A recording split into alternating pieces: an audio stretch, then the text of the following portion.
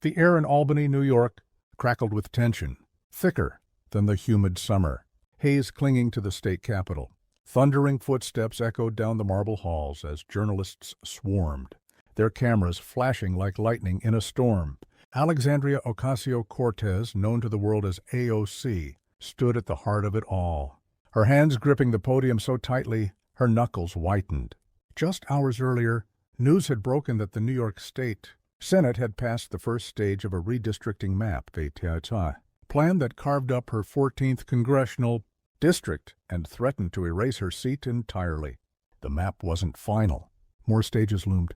But the blow was already seismic, shaking the foundations of her political world. AOC's eyes blazed as she faced the wall of reporters, her voice sharp, trembling with barely contained fury. "This isn't just politics," she declared, her words slicing through the crowded room. "This is a calculated attack, and I'm calling it out right now. Elon Musk is behind this. He's pulling strings to silence me because I speak truth to power every single day." Gasps rippled through the press corps. Microphones clicked, capturing every syllable. AOC wasn't done. Musk thinks he can manipulate democracy to protect his allies and his empire, she continued, her voice rising. "He's targeting me because I challenge the status quo, because I fight for working people. This is about rigging the midterms, and I won't stand for it." The room buzzed with energy, reporters scribbling furiously, live feeds streaming her words across the nation. She leaned forward, her stare defiant. "Elon Musk and his allies will stop at nothing to crush voices like mine, but I'm not going anywhere." Her accusation hung in the air like a thunderclap, bold and unapologetic. But AOC had no idea she'd just lit a fuse that would spark a firestorm she couldn't control. Across the country in Washington, D.C., Elon Musk sat in his office surrounded by aides, poring over legislative briefs and research papers. The tech magnate, known for his sharp wit and unshakable calm, paused mid-sentence as an aide handed him a tablet. "Sir, you need to see this," she said, urgency in her voice. On the screen, AOC's press conference played in real time, her accusations against Musk streaming live. He watched, his expression calm, almost amused. As her voice dripped with indignation, "She's blaming me for New York's redistricting?" Musk asked, his tone steady, a faint smile tugging at his lips. "The map has barely passed its first stage, and I don't even hold office in New York." He handed the tablet back, his eyes gleaming with quiet resolve. "That's interesting." Later that day at a Senate press briefing, Musk stepped to the podium. Cameras clicked, reporters leaned in, sensing blood in the water. "So Representative Ocasio-Cortez says, I'm the mastermind behind New York's redistricting," Musk began, his tone measured, but carrying a razor's edge. "Folks, if I had that kind of power over New York politics, I'd be flattered. But let's be clear, people who point fingers like that usually have something they're trying to hide." The room went silent, the weight of his words settling over the crowd. "She's built a career shouting my name and others to stay in the spotlight. But when you live by headlines, you'd better be ready for the truth to write the next one." His voice carried no malice, only the steady conviction of someone who had weathered storms before. Reporters erupted with questions, but Musk raised a hand. "The truth will speak for itself." Then he stepped away, leaving the press scrambling. Within hours, his response was everywhere. Cable news replayed his words. Social media buzzed, and the phrase, "THRE truth will speak," began trending nationwide. In New York, AOC paced her campaign office, her phone buzzing endlessly with notifications. Her staff huddled in a corner, whispering about damage control. "She went too far," one aide muttered, glancing nervously at AOC. "Musk's not the type to let this slide." But AOC ignored them, her mind racing. She had thrown down the gauntlet, but Musk's calm, cutting reply had shifted the ground beneath her feet. His words, "People who point fingers usually have something to hide," gnawed at her. What did he mean? The question stirred unwelcome memories. Late-night strategy calls, donor meetings, offhand comments she'd made when she thought no one was listening. Her chest tightened as she scrolled through Twitter. The hashtags told the story. Shakir's AOC calls out Musk was already being drowned out by the truth will speak. Back in Washington, Musk returned to his office, unfazed by the media frenzy. He sat at his desk, reviewing a stack of constituent letters, his focus steady. "This isn't about me," he told an aide quietly. "It's about what's right for the country." If she wants to make it personal, that's her choice.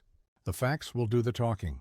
His team nodded, knowing Musk's reputation for letting evidence, not emotions, lead the way. They'd seen him weather storms before, always emerging, stronger by sticking to principle over drama. But the political world was buzzing. What did Musk know? Was there more to AOC's outbursts than met the eye? Pundits speculated on every channel, some praising Musk's restraint, others questioning whether AOC had miscalculated badly. The battle lines had been drawn, and everyone sensed the fight had only just begun. By midday, a small but significant development broke. A local New York outlet received an anonymous tip, just a single document hinting at questionable campaign spending tied to AOC's team.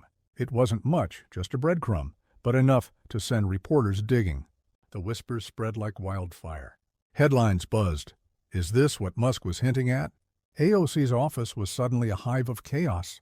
Phones rang nonstop, aides argued over strategies, and she stood at the center, her jaw clenched, scrolling through Twitter where Truth Will Speak was climbing higher by the minute. That evening, Musk was spotted at a community event in Louisiana, shaking hands with families, listening intently to their concerns about education and infrastructure. When a reporter shouted a question about AOC's accusation, Musk paused. His eyes twinkled with a hint of irony. "I'm here for the people of Louisiana," he said simply. "The rest will sort itself out."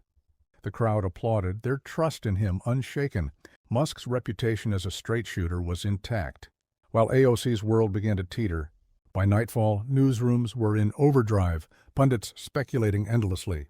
The tide of public opinion was beginning to shift, and AOC could feel it. The first crack had appeared, and she knew more might follow. By evening, the anonymous tip had grown legs. A grainy video clip from a private fundraiser surfaced on a small but influential political blog. In the clip, AOC stood at a podium, her voice confident, almost playful. "Look, every time I call out Elon Musk or his crowd, the donations roll in," she said with a smirk. "It's good branding. People love a fighter, and I'm giving them one." The room erupted in laughter, donors clapping as she raised a glass. The clip was only 20 seconds long, but it spread like wildfire. Within hours, it was playing on every major network, dissected by commentators who couldn't hide their shock. "This paints a very different picture of her motives," one analyst said gravely on live television. "Is she fighting for principle or just building a brand?" The backlash was swift. Even some of her staunchest supporters faltered. Online, tweets defending her turned hesitant, loyalty wavering. In her campaign office, AOC watched the clip on her phone, her jaw tight, her grip trembling. "They're taking it out of context," she muttered, but the words rang hollow, even to herself. She remembered that night clearly, the laughter, the wine, the confidence. What felt like a private victory lap had become a public noose. Meanwhile, in Washington, Elon Musk prepared quietly for his next Senate meeting. Reporters swarmed him in the hallway, shouting questions about the video. He stopped only briefly, his face calm, almost detached. "When someone builds their career by pointing fingers," he said steadily, "they'd better make sure their own house is clean." Then he walked away, his words echoing like a gavel strike. The clip had turned the tide, and AOC knew it. The next morning, the storm grew darker. A major New York newspaper received a mysterious USB drive, labeled simply "for the public." Inside was a trove of documents, bank statements, email exchanges, and internal notes tied to AOC's campaign. The file suggested that funds meant for community programs had been redirected to high-end events, luxury travel, and even personal purchases. While not fully verified, the evidence was detailed enough to raise alarm. By midday, the paper ran a cautious but damning headline. "Questions surround Ocasio-Cortez campaign spending." The story exploded. News anchors read the findings with grave tones, while hashtags like Yarden Exposed and Musk was right dominated social media. In her office, AOC sat frozen, staring at her laptop screen. Phones rang off the hook. Aides shouted over one another, but she barely heard them. "This is a setup," she whispered, though the conviction in her voice was gone. Every receipt, every casual decision from late nights with donors replayed in her mind. Meanwhile, Elon Musk was at a town hall in Louisiana, listening to a single mother talk about the rising cost of childcare. When reporters tried to press him about the leaked documents, he waved them off with quiet firmness. "I'm focused on the people right here," he said, gesturing toward the crowd. "The rest is just noise until the facts come out." The audience erupted in applause, their trust in him unwavering. Musk didn't need to gloat. His silence, his composure, spoke louder than any rebuttal. But everyone knew the truth was circling AOC, closing in like a storm. By evening, a third wave of leaks hit the internet. This time, it was a series of internal campaign emails from AOC's team, messages that left little room for doubt. One email read, "The donors love the drama. Keep pushing the Musk angle. It's gold." Another outlined strategies to frame Musk as the perfect villain, noting that every fiery speech boosted contributions. The messages were cold, calculated, and damning. News networks ran them on a loop. Anchors shook their heads as pundits dissected the language. "This suggests a deliberate strategy," one commentator said. "It's not about policy, it's about profit." The backlash was brutal. Even progressive outlets, once her staunch allies, ran headlines like, "AOC faces growing questions over campaign tactics." Inside her office, AOC slumped at her desk, the glow of her laptop illuminating her tired face. She could hear her father's voicemail in her mind again. "You can't keep pointing fingers when the mirror's staring right at you." Meanwhile, Elon Musk dined quietly with his staff in Washington, discussing an education initiative. When asked about the email leaks, he responded calmly, "When you build a house on sand, it doesn't take much to bring it down." His words spread across the airwaves, another blow to AOC's credibility. The truth was doing the work, and Musk knew he didn't have to say more. The next morning, a national news network dropped the biggest bombshell yet. A package had arrived anonymously at their headquarters, labeled "The Full Story." Inside were hours of audio recordings, detailed financial records, and most damning of all, a private Zoom call. In the recording, AOC could be heard telling her campaign strategists, "Musk is an easy target. The more I hit him, the more the base donates. It's a win-win." Her tone was casual, almost gleeful, dismissing concerns about ethics. "No one's checking the fine print," she laughed. The network aired the clip in prime time, and the reaction was immediate. Social media erupted with hashtags like Eichhorn, Musk Vindicated, and AOC. Even commentators who had defended her until now shook their heads, stunned by the cold calculation in her words. Meanwhile, Elon Musk was in Shreveport, Louisiana, standing before a small congregation at a local church. The pews were filled with families, their faces weathered but hopeful. Musk spoke softly about community development projects and education initiatives, his voice steady and sincere. When a reporter slipped in and asked about the latest AOC leak, Musk paused, his expression calm but firm. "The truth is doing its work in New York," he said, gesturing to the families before him.